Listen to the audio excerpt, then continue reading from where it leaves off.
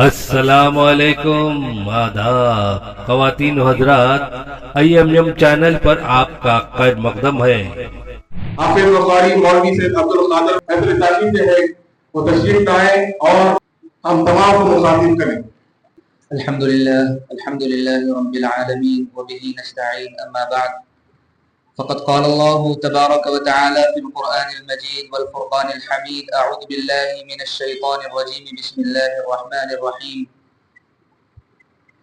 لقد كان لكم في رسول الله أسوة حسنة لمن كان يرجو الله واليوم الآخر وذكر الله كثيرا. صدق الله العظيم. قال النبي صلى الله عليه وسلم: المرء مع من أحب، أو كما قال عليه الصلاة والسلام. صدر جلسہ، مہمانان خصوصی اور معزز سامعین کرام، السلام علیکم ورحمۃ اللہ وبرکاتہ۔ چونکہ وقت کی کمی کو ملحوظ رکھتے ہوئے آپ کو دیگر مقررین کو بھی سننا ہے، تو کوشش کروں گا 10 سے 15 منٹ کے اندر اندر اپنی گفتگو کو سمیٹوں۔ میری تقریر کا موضوع ہے اللہ کے نبی صلی اللہ علیہ وسلم سے محبت۔ خود اللہ کے نبی صلی اللہ علیہ وسلم نے فرمایا: لا یؤمن احدکم حتی اکون احب الیہ من والدہ وولدہ والناس اجمعین۔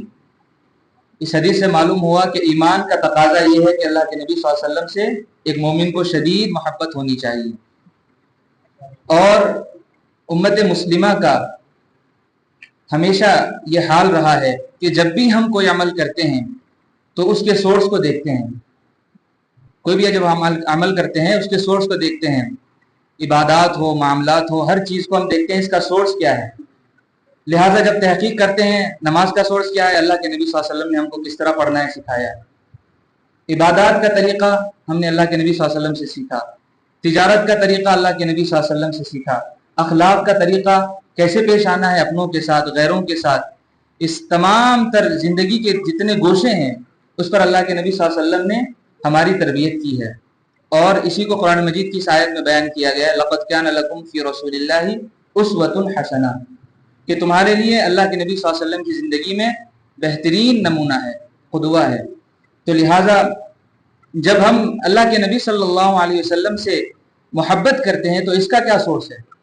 ایک تو حدیث ابھی بیان کر آپ صلی اللہ علیہ وسلم کے اسوے پر عمل کرتے ہیں، اتباع کرتے ہیں، لیکن محبت رسول ایک ایسا عمل ہے جس کو اللہ تبارک و تعالیٰ سے جو ہے ہم کو حاصل ہوا ہے۔ تو معلوم یہ ہوا کہ یہ بہت بڑا اہم ہماری زندگی کا اور اس شریعت کا اصول ہے، اور اللہ تبارک و تعالیٰ نے ہم کو بھی ارشاد فرمایا: قل ان کنتم تحبون اللہ فاتبعونی یحببکم اللہ ویغفر لکم ذنوبکم۔ لہٰذا ابھی بتایا بھی گیا، اس سلسلے میں روشنی ڈالی گئی ہے کہ آپ صلی اللہ علیہ وسلم سے محبت کس قدر ہونی چاہیے، احترام کا کیا درجہ ہے، مقام نبوت کا۔ لہٰذا اللہ تبارک و تعالیٰ نے جو اللہ کے نبی صلی اللہ علیہ وسلم سے عشق و محبت کا اظہار فرمایا ہے قرآن مجید میں، اگر اس پر آپ روشنی ڈالیں گے تو اندازہ ہوگا کہ اللہ کے نبی صلی اللہ علیہ وسلم کو پوری قرآن مجید میں یا محمد کہہ کر مخاطب نہیں کیا گیا، تو یہ بھی ایک محبت کا اظہار ہے۔ اس کی مثال اگر سمجھنا ہے تو ہم دیکھیں گے کہ جیسے ایک والد اپنے بیٹے سے، اس کو کوئی بڑا منصب مل گیا ہے، اس کو کہہ کر پکارتا ہے، یا کوئی اس کا رشتہ ہے جیسے بیٹا ہے، تو وہاں پر ایک محبت کا اظہار ہوتا ہے۔ اسی طرح ماں ہے، اپنے بیٹے سے محبت کرتی ہے لیکن اس کا اظہار نہیں کرتی، لیکن اس کے جذبات، اس کے احساسات اس بات پر دلالت کرتے ہیں کہ ماں کو بیٹے سے زیادہ دنیا میں کسی سے محبت نہیں ہے۔ تو معلوم یہ ہوا کہ اللہ تبارک و تعالیٰ نے اللہ کے نبی صلی اللہ علیہ وسلم کو پوری قرآن مجید میں یا محمد کہہ کر مخاطب نہیں فرمایا، حالانکہ یا عیسیٰ قرآن مجید میں آیا ہے، یا آدم آیا ہے، یا ابراہیم آیا ہے۔ اسی طریقے سے مختلف انبیاء کرام کو یا کے ذریعے سے اے محمد کہہ کر نہیں پکارا گیا۔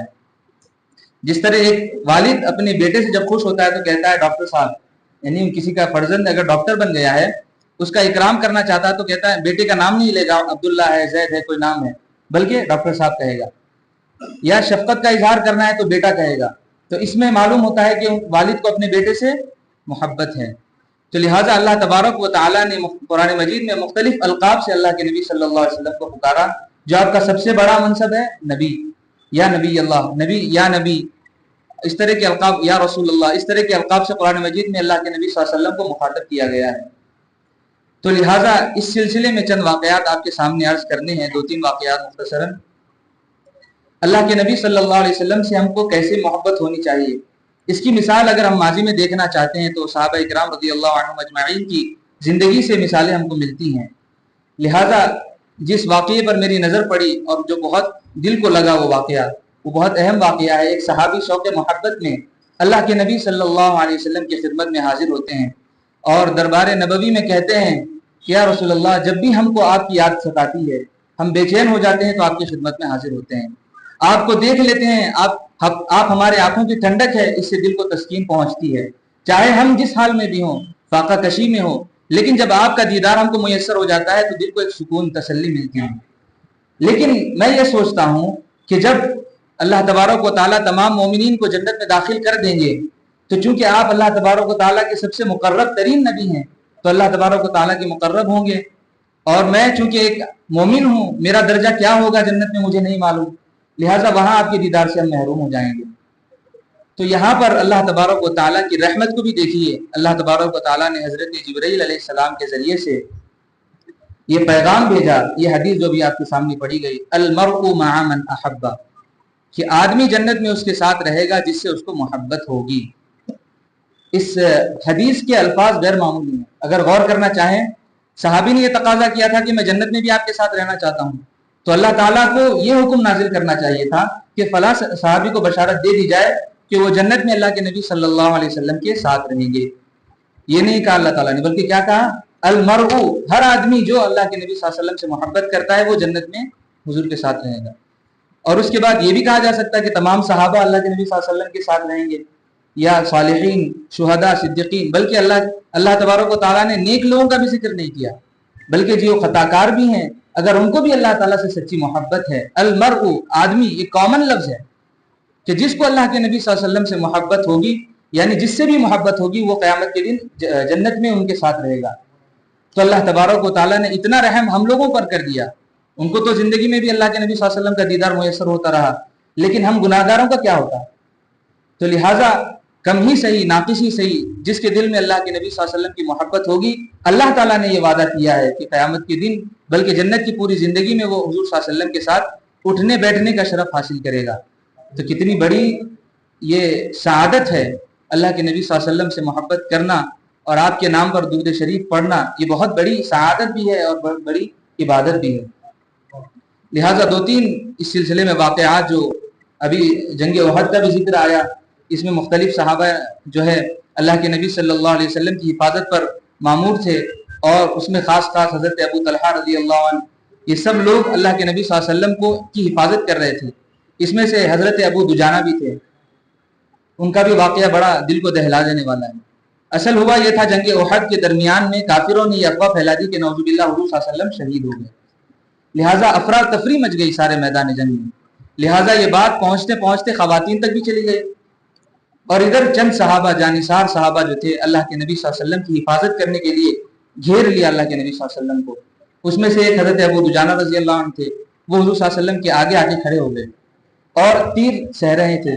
پھر اچانک یہ خیال آیا کہ اللہ کے نبی صلی اللہ علیہ وسلم کی گستاخی نہ ہو جائے، میں حضور صلی اللہ علیہ وسلم کو کچھ دکھا رہا ہوں، پھر آپ اس طرف پلٹ گئے۔ لہٰذا جب پلٹ گئے تو ان کو معلوم ہی نہیں ہو رہا دشمن کہاں سے حملہ کر رہا ہے، اور وہ حضور صلی اللہ علیہ وسلم کو دیکھ رہے ہیں، اپنی آنکھوں کو تسکین پہنچا رہے ہیں، اور پیچھے سے دشمن ہے کہ حملہ کرتا چلا جا رہا ہے۔ ایک طرف حضرت ابو طلحہ رضی اللہ عنہ، انہوں نے اپنے ہاتھوں سے اللہ کے نبی صلی اللہ علیہ وسلم کو ڈھانپ لیا، اور دشمن ہے کہ حملہ کرتا چلا جا رہا ہے، کرتا چلا جا رہا ہے، ساری انگلیاں زخمی ہو گئی ہیں اور ہاتھ بالکل شل ہو گیا ہے۔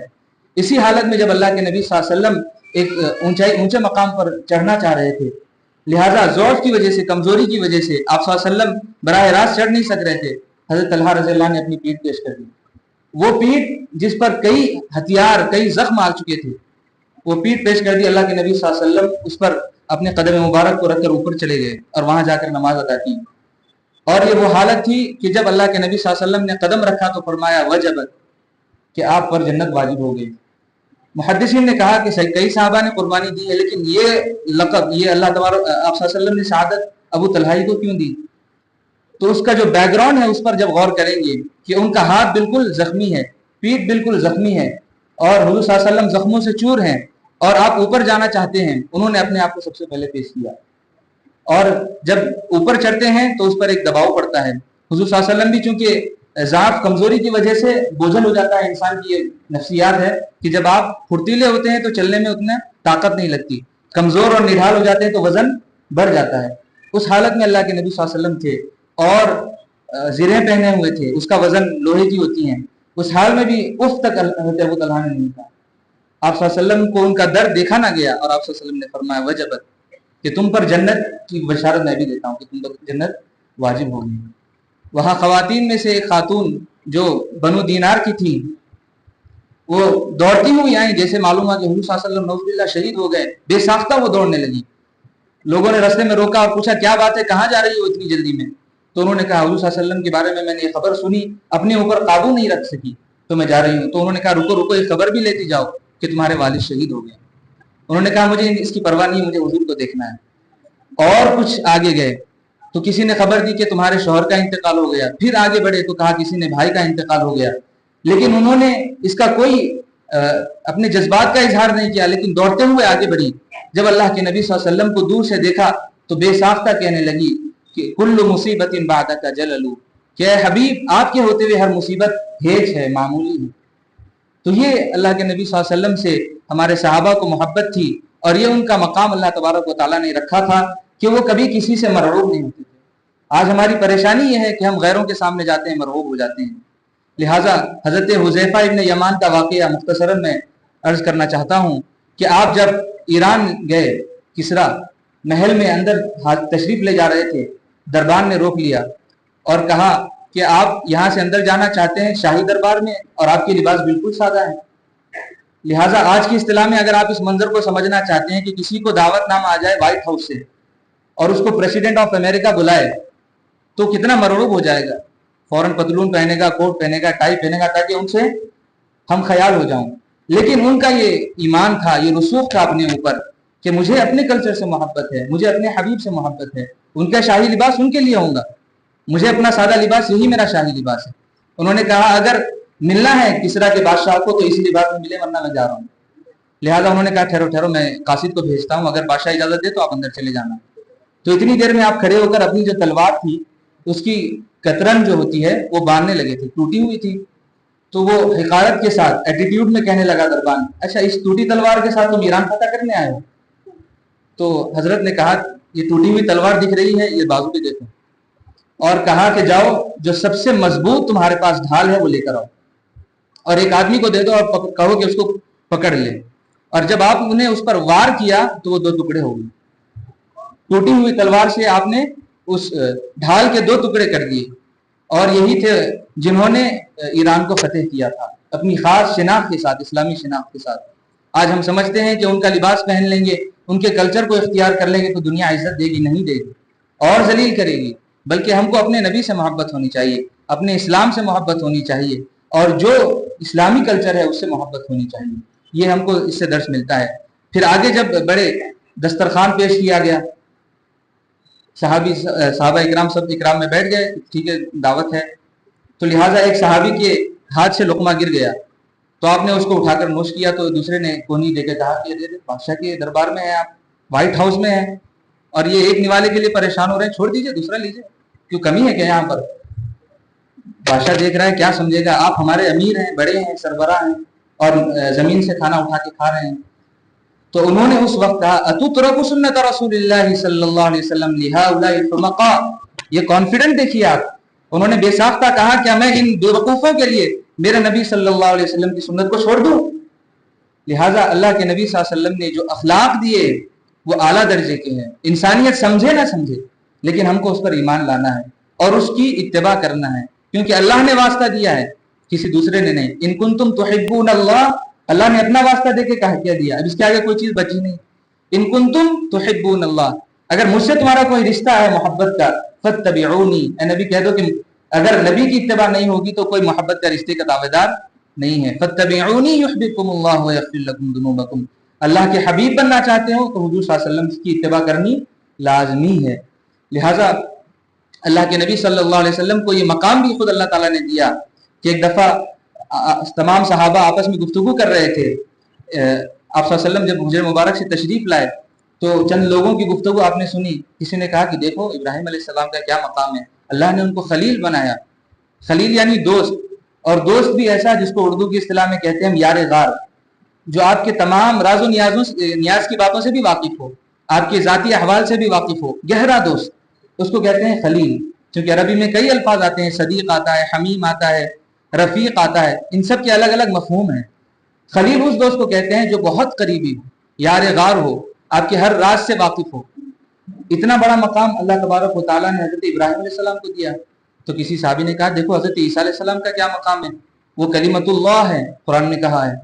किसी ने कहा मूसा अलैहिस्सलाम को देखो, उनको कलीमुल्लाह का लक़ब मिला है, अल्लाह से राज़ो नियाज कर रहे हैं, गुफ्तगू कर रहे हैं।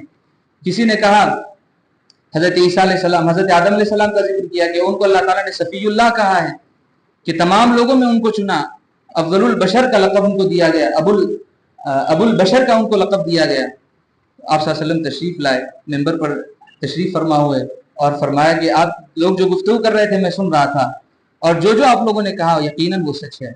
इब्राहिम खलीलुल्लाह हैं, मूसा कलीमुल्लाह हैं, और ईसा रूहुल्लाह हैं, आदम सफ़ीउल्लाह हैं, और सुन लो अला अना हबीबुल्लाह, मैं अल्लाह का हबीब हूँ। यानी ये जितनी सिफात अंबिया को दिए गई हैं खुसूसी, यानी अल्लाह के खलील होना, अल्लाह का कलीम होना, ये तमाम सिफात हबीब में दाखिल हो जाती हैं। यानी मैं अल्लाह का महबूब तरीन नबी हूँ। लिहाजा अल्लाह तबारक व तआला ने खुद इसका इरशाद फरमाया कि मैं आपसे मोहब्बत करता हूँ, और हुज़ूर सल्लल्लाहु अलैहि वसल्लम ने भी फरमाया कि मैं अल्लाह का महबूब हूँ। तो लिहाजा हमको भी इस फहरिस्त में अपना नाम दर्ज कर लेना चाहिए कि अल्लाह के नबी सल्लल्लाहु अलैहि वसल्लम से सच्ची मोहब्बत हो, सिर्फ दिखावे की नहीं, सिर्फ नाम की नहीं। कोशिश ये करनी चाहिए ज़्यादा से ज़्यादा वक्त सीरत के वाक़यात में गुजारें। अभी मुताले के दौरान जो वाक़यात निगाहों से गुजर रहे थे, मन कर रहा था ये वाक़या सुनाऊँ, ये वाक़या सुनाऊँ, ये वाक़या सुनाऊँ। हर वाक़ये में मोहब्बत की एक नई झलक, मोहब्बत का एक नया, कुर्बानी का एक नया जज्बा। कभी कोई पीछे नहीं हटता था, कोई सहाबी पीछे नहीं हटते थे, माल कुर्बान कर देते थे, जान कुर्बान कर देते थे। और ये सिर्फ सहाबा तक महदूद नहीं, हमारे तमाम बुजुर्गान दिन का यही हाल था। तो मालूम ये हुआ कि हमको भी इस फहरिस्त में अपना नाम लिखाना चाहिए, अगरचे कमज़ोर ही सही, लेकिन अल्लाह के नबी सल्लल्लाहु अलैहि वसल्लम से मोहब्बत होनी चाहिए और सच्चा यकीन होना चाहिए। क्योंकि जो मौजूदा दौर में गुस्ताखियाँ हो रही हैं, आप लोग वाकिफ़ हैं, इंशाल्लाह अभी सुनेंगे भी आप, तो इसमें ज़्यादा हमारी जिम्मेदारी है कि नौजवानों की तरबियत करें, ख़वातीन की तरबियत करें। मर्द हजरात तो अल्हम्दुलिल्लाह जुमे के मौके पर इस तरह के जलसों में सुनते रहते हैं कुरान हदीस की बातें, लेकिन अक्सर नौजवान और ख़वातीन ये दो ऐसे तबके हैं हमारी कौम के, हमारी मिल्लत के, कि जो दीन से बहुत दूर हैं, इनको बुनियादी इल्म भी नहीं है। लिहाजा इन पर मेहनत करना होगा, और इन नौजवानों को और ख़वातीन को तरबियत करने की हमें कोशिश करनी चाहिए। इन्हीं बातों पर मैं अपनी तकरीर को ख़त्म करता हूँ। आखिर दावाना अनिल हम्दुलिल्लाहि रब्बिल आलमीन।